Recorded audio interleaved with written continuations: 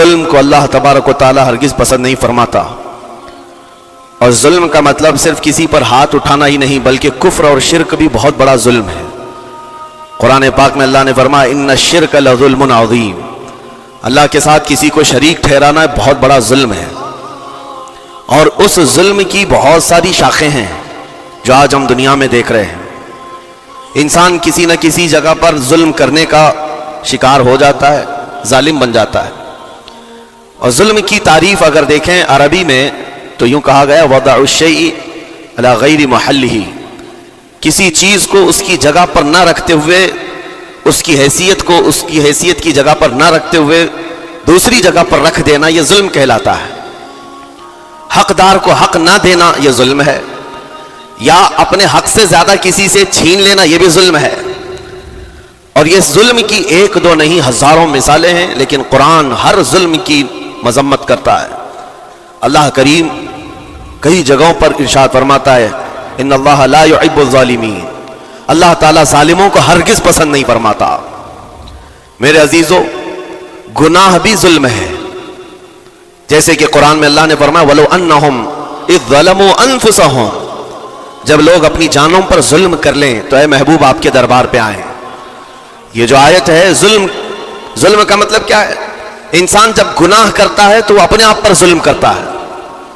ظلم کی بہت ساری شاخیں ہیں اور ظالموں کو اللہ پسند نہیں فرماتا، چاہے وہ اپنے اوپر ظلم کیا ہو یا کسی نہتے پر ظلم کیا ہو.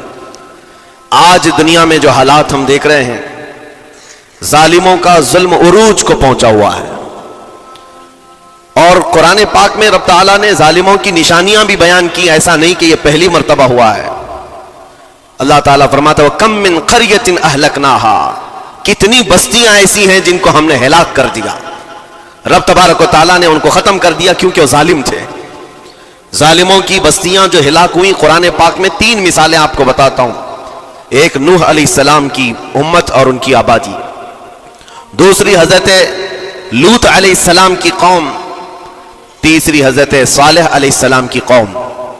یہ تینوں قومیں ایسی ہیں گناہ میں تو تھی لیکن غرور بہت زیادہ تھا، گھمنڈ بہت زیادہ تھا. آج کے دور میں اگر کسی کے پاس پیٹروٹ میزائل ہیں اور بم بارود کی طاقت رکھتا ہے، نیوکلیئر پاور ہے، تو وہ یہ سمجھتا ہے مجھے کوئی شکست نہیں دے سکتا. یہ ہر دور میں ظالموں کا خواب رہا ہے. ہر دور میں ظالم اسی طرح کی فکر رکھتے ہیں. نوح علیہ السلام کی قوم بہت مضبوط قوم سمجھی جاتی تھی. اللہ تعالیٰ نے اپنے نبی کو جب حکم فرمایا کہ آپ ایک کشتی بنائیں بہت بڑی، تو وہ آپ کا مذاق اڑاتے تھے. یہاں دور دراز کہیں نہ ندی ہے نہ نالا ہے نہ سمندر ہے، کشتی کس میں چلاؤ گے؟ اللہ کے نبی کو پتا تھا کہ عذاب آنے والا ہے، اور اپنے ایمان والوں کو آپ ڈرا بھی رہے تھے.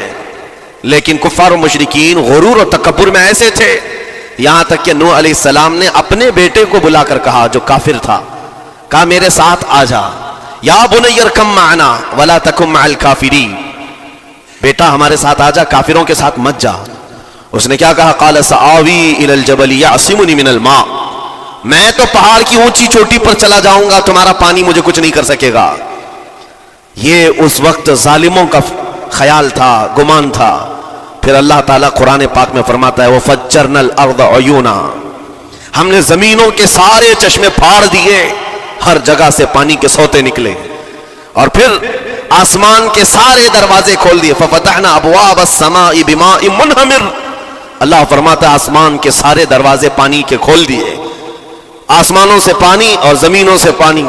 فَالْتَقَى الْمَاءُ عَلَى أَمْرٍ قَدْ قُدِرَ، سورہ قمر کی آیتیں ہیں. رب تعالیٰ فرماتا ہے پانی اتنا بڑھ گیا کہ جو رب تبارک و تعالیٰ کی طے کی ہوئی معینہ نشانی تھی وہاں تک جا کر پانی مل گیا.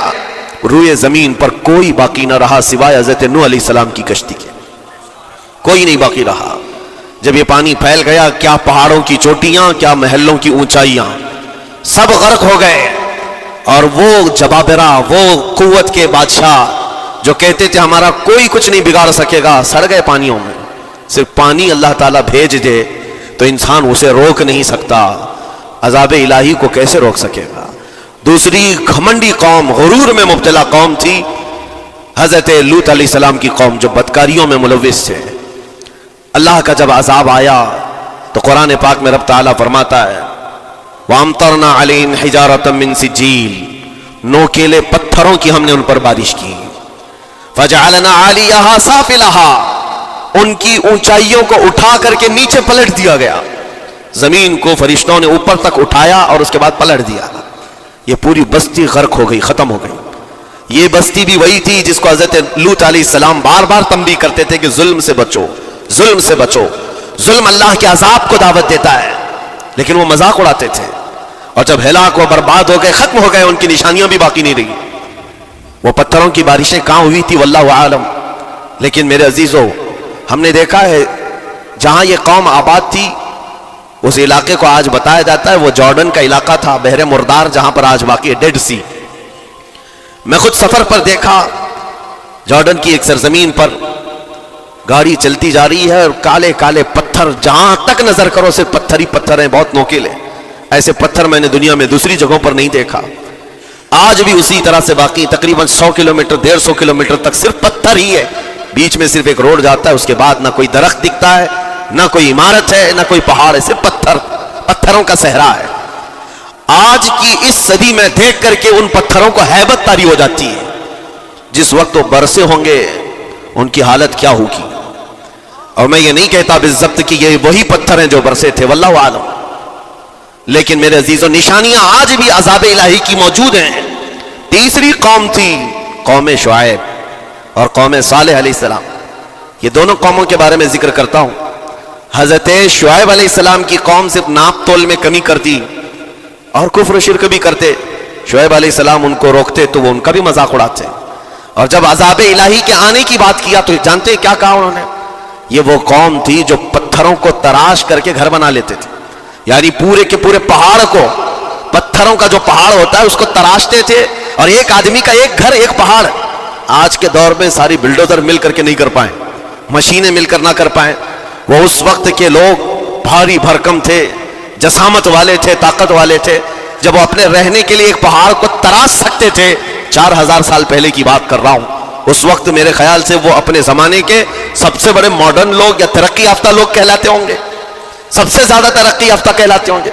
जैसे आज लोगों को लगता है रशिया और अमेरिका बहुत पहुंचे हुए हैं टेक्नोलॉजी में, उस दौर के वो लोग सबसे बड़ी ताकत के रखने वाले थे। जब हजरत शुआइब अलैहिस्सलाम ने उनको अल्लाह के अजाब से डराया तो क्या कहते थे? अजाब वही ना जो नूह अलैहिस्सलाम की कौम में आया था, बारिश आ गई थी, जमीन से पानी निकल गया था तो पानी बहुत हो गया था। या फिर वो जो लूत अलैहिस्सलाम की कौम पर आया, पत्थरों की बारिश, या फिर हवाओं का अजाब। अगर ये तीनों भी आए तब भी हमारे इन पहाड़ों के घरों को नुकसान नहीं कर सकेंगे। उनका इतना गुरूर था। अगर पानी भी आ जाए समंदरों का, या हवा भी तेज चले, या पत्थरों की बारिश हो, हम तो बहुत महफूज किलों में हैं। अंदाजा करो मेरे अजीजों, 3000 4000 साल के बाद आज तक मदाइन सालेह और अल औला सिटी नाम से सऊदी में मौजूद है, अभी तक वो घर मौजूद हैं। तो उस जमाने में कितने मजबूत रहे होंगे पता नहीं। 3000 सालों में कितने तूफान आए, कितने सैलाब आए, लेकिन अभी तक वो पहाड़ों के घर मौजूद हैं। तो उस जमाने में कितने ताकतवर होंगे। उनका नशा आसमान पर था, गुरूर चढ़ करके बोल रहा था। कहते थे कि अगर उस तरह के अजाबात आ भी गए तो हमारा कुछ नुकसान नहीं होगा। कौन सा? नूह अलैहिस्सलाम की कौम का अजाब आ जाए, लूत अलैहिस्सलाम की कौम का अजाब आ जाए, या फिर शुआइब अलैहिस्सलाम की कौम का अजाब आ जाए। ये सालेह अलैहिस्सलाम की कौम की बात कर रहा हूं। तो फिर हुआ क्या? अल्लाह के नबियों ने उन्हें डराया अल्लाह के अजाब से। बाज आ जाओ, अल्लाह वहदहु ला शरीक की तरफ झुक जाओ। वह अकड़ थी, गुरूर था कि नबियों का मजाक करते। फिर हुआ क्या? कुरान कहता है सिर्फ एक फरिश्ते को अल्लाह ताला ने जमीन पर उतारा, एक फरिश्ते को उतारा, और उसके बाद उस फरिश्ते ने एक चिंगार लगाई, एक आवाज की, एक आवाज। सिर्फ फरिश्ते की एक आवाज ऐसी थी कि जितने अपने मजबूत किलों में घरों में मौजूद थे, इस आवाज की हैबत से उनका भेजा कानों से बाहर निकल आया था। और सुबह के वक्त जब उस बस्ती में जा करके देखे तो सब के सब औंधे मुंह गिरे हुए थे, एक भी उसमें से बचा हुआ नहीं था। ना नूह अलैहिस्सलाम का तूफान आया, ना लूत अलैहिस्सलाम की कौम पर बरसने वाले पत्थरों का अजाब आया, ना ही हवाएं चलाई गईं। एक फरिश्ते को भेज कर रब तआला ने अपनी कुदरत का मुजाहिरा फरमाया। अल्लाह के करोड़ों अरबों लातादाद फरिश्ते हैं, एक फरिश्ते की ताकत ऐसी है کہ اگر وہ اپنی آواز نکالے تو تمہارے کانوں سے بھیجا باہر نکل آئے. اللہ وحدہ لا شریک وہ حی و قیوم کل بھی تھا اور آج بھی ہے. وہ رب ذوالجلال حی و قیوم ہے, طاقتور ہے اور ہمیشہ رہے گا. اور رب تبارک و تعالیٰ نے قرآن پاک میں فرمایا, آپ یہ آیت تقریباً 3 جگہ قرآن میں آئی, وَإِذْ نَجَّيْنَاكُم مِّنْ آلِ فِرْعَوْنَ يَسُومُونَكُمْ سُوءَ الْعَذَابِ يُذَبِّحُونَ أَبْنَاءَكُمْ وَيَسْتَحْيُونَ نِسَاءَكُمْ وَفِي ذَلِكُمْ بَلَاءٌ مِّن رَّبِّكُمْ عَظِيمٌ. رب تعالیٰ فرماتا ہے یاد کرو فرعونیوں کے عذاب سے اللہ نے تم کو نجات دی. یہ بنی اسرائیل کو کہا جا رہا ہے کہ فرعونیوں کے عذاب سے, کہ فرعون اور اس کے لشکری اس قدر سخت سزائیں دیتے تھے موسیٰ علیہ السلام کی قوم پر, ایمان والوں پر, بنی اسرائیل پر. اللہ فرماتا ان سے نجات دیا رب تعالیٰ نے, لیکن وہ کرتے کیا تھے؟ بنی اسرائیل میں ایک بھی بچہ پیدا ہو جائے اسے ذبح کر دیتے تھے. فرعون کے لشکریوں نے 1 سال میں 12,000 بچوں کو قتل کیا ہے, 12,000 بچوں کو ذبح کر دیا ہے. آج کے اسرائیلی اگر یہ بچوں پر ظلم کرتے ہیں تو یہ تعجب کی بات نہیں ہے. فرعون کی سرشت میں داخل تھا اور یہ فرعونی ہے, وقت کے جبابرہ ہیں, وقت کے ظالم ہیں. 12,000 بچوں کو قتل کر دیا تھا فرعون اور اس کے لشکریوں نے, اور عورتوں کو زندہ چھوڑ دیتے تھے. قرآن میں اللہ تعالیٰ نے فرمایا 3 جگہ آئی آیت, لیکن اس کے ساتھ رب تعالیٰ یہ بھی فرماتا ہے یہ سخت ترین سزائیں دیتے تھے فرعونی, اللہ نے ان سے تم کو نجات دیا. لیکن یہ سزائیں کیوں دیتے تھے, یہ عذاب کیوں تھا؟ وَفِي ذَلِكُمْ بَلَاءٌ مِّن رَّبِّكُمْ عَظِيمٌ. یہ ہے فرمان اللہ کا. یہاں میں یہ ٹکڑا اگر بیان کر دوں تو آج آپ کے دلوں کے اندر ایک یقین پیدا ہو جائے گا. آج کے حالات کے مطابق فرعونیوں کا اس قدر سخت عذاب کیوں تھا؟ رب تعالیٰ فرماتا ہے اے مومنو, ان تمام معاملات میں اللہ کی طرف سے تمہارے لیے بڑا امتحان تھا. یہ امتحان تھا اور وہ امتحان آج بھی ہے اور ہر زمانے میں رہے گا. ستیزہ کار رہا ہے ازل سے تا امروز, شرار ابو لہبی سے چراغ مصطفی. ہر زمانے میں حق و باطل کے معرکے ہوتے رہیں گے. لہٰذا آج کے دور میں یہ سب حالات جو پیدا ہوئے, مسلمانوں کو, مومنین کو ذرا برابر بھی نروس ہونے کی ضرورت نہیں. تم جس دین سے وابستہ ہو, اس دین کی حفاظت کا ذمہ اللہ نے اپنے ذمے لیا ہے. یریدون لیطفئوا نور اللہ بافواہہم. قرآن میں اللہ فرماتا ہے کفار و مشرکین اپنے منہ کے پھونکوں سے اللہ کے اس چراغ کو بجھانا چاہتے ہیں, اللہ اپنے اس چراغ کو مکمل کر کے رہے گا. یہ اسلام نور الہی ہے, اللہ کا نور ہے, اور اس کو صبح قیامت تک رہنا ہے. اور ہم جیسے اور بھی آئیں گے اس زمین پر, اور آئیں گے جاتے رہیں گے. یہ آبادیاں ہیں, بدلتی رہیں گی, خدائی قانون ہے, لیکن اسلام نہ کل بدلا تھا, نہ آج, نہ قیامت تک بدلے گا. ہم سب کا امتحان ہے میرے عزیزو, ہم سب کا امتحان ہے. لیکن ان حالات میں مومنین کو کرنا کیا چاہیے؟ انہیں اپنے ایمان کو مضبوط کرنا چاہیے. کبھی کسی کے اڑتے ہوئے چھیتڑے اور ٹکڑے دیکھ کر تمہیں مایوس ہونے کی ضرورت نہیں. اب ہمارا مستقبل کیا ہوگا؟ اب میرے عزیزو, آج جو حالات ہیں یہ حالات کربلا سے زیادہ سخت تو نہیں ہیں. آج فلسطینیوں کو ہم نے دیکھا 6 ماہ کے, سال بھر کے بچوں کو سینے سے لگا کر کفن لپیٹ رہے ہیں. ان ماؤں کی کیا کیفیت ہوتی ہوگی؟ کبھی کبھار چھوٹی سی کلپ میں دیکھ کر کے آنکھوں سے آنسو بہ پڑتے ہیں. انہوں نے اپنے ہاتھوں سے نہ جانے کتنے بچوں کو ایک دن میں دفن کر دیا. 80 میتوں کو ایک قبر میں ڈال دیا کرتے ہیں. ان فلسطینیوں کو لاکھوں سلام, ان کے جذبات کو اور ان کی استقامت کو. ہم تو دعا یہی کرتے ہیں ان فلسطینی مسلمانوں کے برابر پوری دنیا کے مسلمان نہیں ہو سکتے. ہم تو ایک ناشتے پر صبر نہیں کر پاتے, وہ اپنے 10 بچوں اور خاندان والوں کے کٹے ہوئے چھیتروں پر بھی کہتے ہیں اللہ ہمارے ساتھ ہے. ساری مصیبتیں دیکھ کر کے بھی وہ کہتے ہیں اللہ ہمارے ساتھ ہے. ان کے گھر اڑا دیے گئے, تباہ کر دیے گئے, راکھ میں بدل دیے گئے. اور نیوز نے اینکر, یہ دجالی میڈیا وہاں جا کر کے ان کے زخموں کو کھرید کر کے پوچھتا ہے تمہارا مال کیسے آئے گا, تمہارا گھر کیسے چلا گیا. لیکن ان حالات میں بھی وہ مسکرا کر کہتے ہیں اللہ نے دیا تھا, پھر اللہ ہے اور اللہ دے گا. ان کے ایمان کے برابر ہم نہیں ہو سکتے. لیکن میرے عزیزو, پوری دنیا کے مسلمانوں میں اس مسئلے نے آج ایک اتحاد کی فضا قائم کی ہے. اگر ہمارے درمیان آج بھی اتحاد نہیں ہو سکتا تو پھر میرے عزیزو, شاعر نے سچ کہا تھا جگہ جگہ کے تھک چکے ہیں تمہیں یہ ہنگامے, نشاط لذت خواب گرام بدل ڈالو. غلط روی سے منازل کا بعد بڑھتا ہے, مسافر و روش کارواں بدل ڈالو. آج کے حالات تمہیں اگر نہیں بدلنے پر مجبور کیے تو پھر بتاؤ کون سے حالات تمہیں بدلیں گے, کب تم بدلو گے؟ لیکن ان حالات پر آج بعض لوگوں نے یہ کہنا شروع کیا. میں نے چند دنوں پہلے ایک آیت پڑھی تھی, ایک بیان میں کہا تھا اللہ قرآن میں فرماتا ہے هو الذی ارسل رسولہ بالہدی ودین الحق لیظہرہ علی الدین کلہ. وہ اللہ ہے جس نے حق دین کے ساتھ اپنے رسول کو بھیجا ہے اور ہدایت کے ساتھ اپنے رسول کو بھیجا ہے. کیوں بھیجا ہے؟ لیظہرہ علی الدین کلہ, تاکہ وہ رسول پوری دنیا پر یہ دین غالب کرے. یہ دین غالب آئے گا. تو بعض مجھ سے کہنے لگے مولانا سٹیج پر بیٹھ کر چلاتے ہو, کئی کرسیوں پر بیٹھ کر کہتے ہو کہ تمہارا دین غالب آئے گا, تمہارا دین تو آج ٹکڑے ٹکڑے کیا جا رہا ہے, کوئی کچھ نہیں کر پاتا. ان ظالموں کو میں یہ کہتا ہوں, ان کو یہ میں کہتا ہوں, ان تمام حالات سے تم ہرگز یہ مت سمجھنا کہ دین غالب آئے گا. چاند پر بھی گہن لگتا ہے, لیکن جب گہن چھٹتا ہے تو چاند پورے آب و تاب کے ساتھ چمکتا ہے.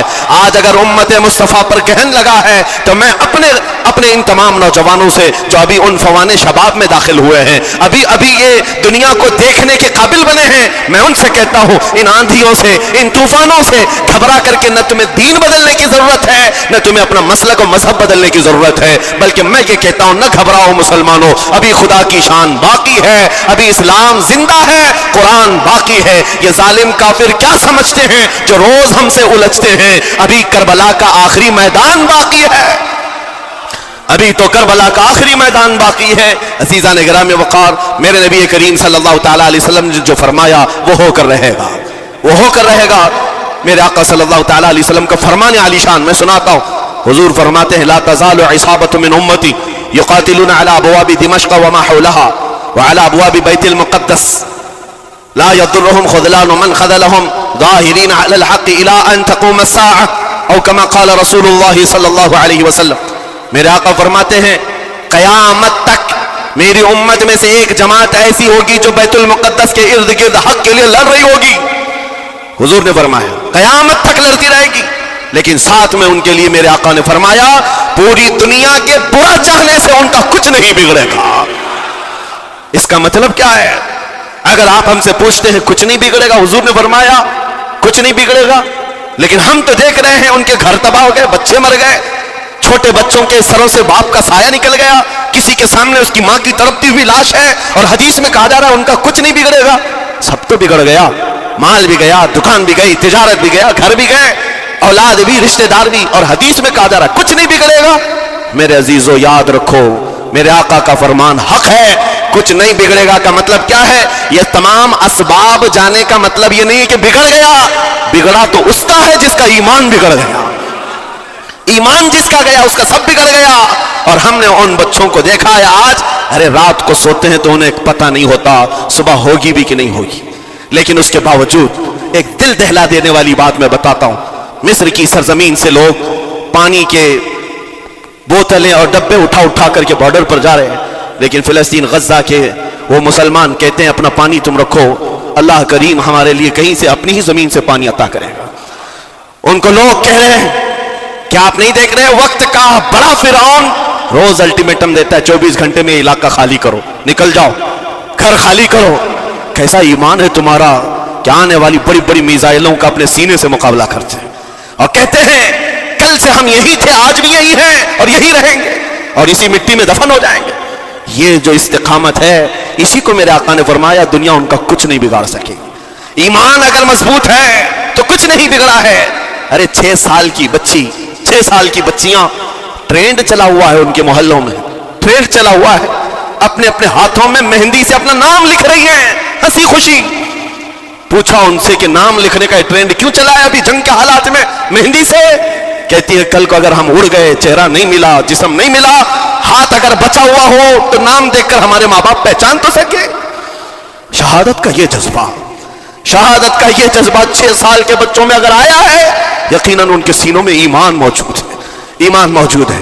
میرے عزیزو ذرا اپنے حالات پر ذرا توجہ کرو. مولا کریم نے ہمیں کس چیز کی کمی دی ہے؟ کون سی چیز کم آئی ہمارے گھر میں؟ ہم تو مرغن غذائیں روز کھاتے ہیں. آج ہمارے پاس ساری نعمتیں اللہ نے دی ہیں, ہم عیاشیوں کے اڈوں پر پوری رات گزارتے ہیں. ہمارے شہر آج جس گلی سے گزر جائیں صبح کی اذان تک یہاں گپے لگاتے ہوئے کھڑے رہے. اے میرے عزیزو حالات تو ہمارے ایسے ہیں کہ کھا کھا کر کے چربیاں چڑھ گئیں.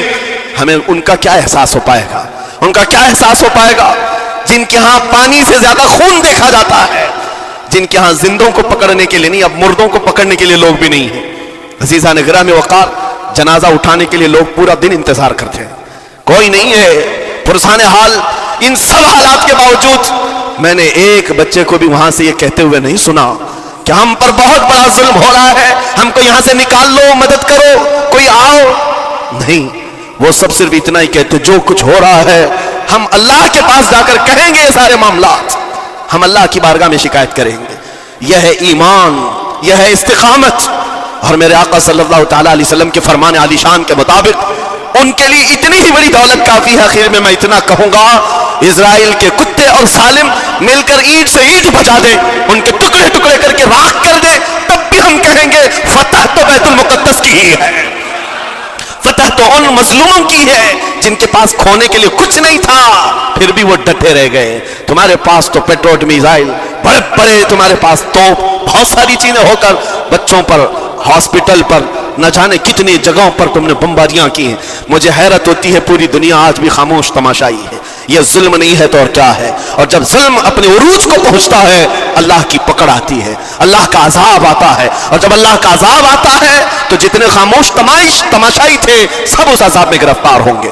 اس لیے میرے عزیزو، آپ ہم سے اگر یہ پوچھتے ہیں ہمیں یہاں بیٹھ کر کرنا کیا چاہیے، ہم کیسے کریں، تمہارا دل اگر رو پڑا ان کے دردوں سے، یہ بھی لکھا جائے گا، یہ بھی لکھا جائے گا۔ یہ بندہ جاگ تو نہیں سکتا تھا، لیکن اپنے بھائی کے درد میں ایسا بے قرار تھا کہ اس کا کھانا چھوٹ گیا تھا، ایسا بے قرار تھا کہ اس کی نیندیں ختم ہو گئی تھی، یہ بھی لکھا جائے گا اللہ کی بارگاہ میں۔ لیکن یہاں بیٹھ کر کے ہم عیاشیوں پر عیاشیاں کریں، اپنے گناہوں سے کبھی باز نہ آئے، تو پھر میرے عزیزو ان نہتے مظلوموں کے ہم بہت خطرناک قسم کے دشمن کہلائیں گے، جہاں ان کو پانی کا ایک قطرہ نہیں، جہاں ان کے لیے لقمہ نہیں، وہ کسی کا بچا ہوا کچرا کھانے پر مجبور ہے۔